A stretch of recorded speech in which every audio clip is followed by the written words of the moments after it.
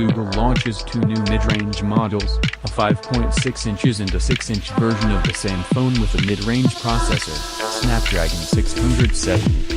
It maintains a f/1.8 12.2MP rear camera and 8MP front camera.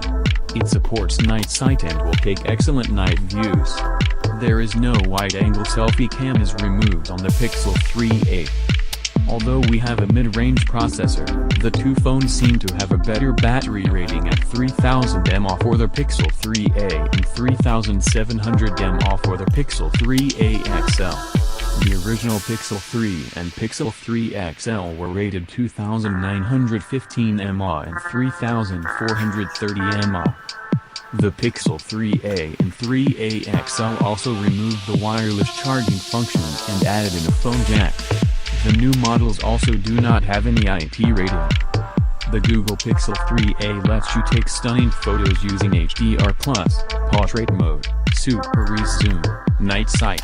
Pixel 3a is launching with time-lapse feature, which is first in the Pixel line to have that. The best thing is that you can save them in high quality with free unlimited storage. It also charges up to 7 hours with a quick 15-minute charge. It can last 30 hours with a full charge. Pixel 3a and 3a XL will be first to preview the new R in Google Maps. You can be able to see walking directions overlaid on the world itself rather than looking at a blue dot on the map. As Pixel 3a and 3a XL looks like a cheaper edition of the Pixel 3 and 3 XL, they share the same problems. We asked Google about VoLTE support. Their response is that VoLTE support for Singapore carriers is still a work in progress. Secondly, Pixel 3a or 3a XL only has one physical SIM slot. Although we can get eSIM to work in Android Q Beta 2 using Pixel 3 XL, we can't be sure if such a feature will be formally supported by the telcos here.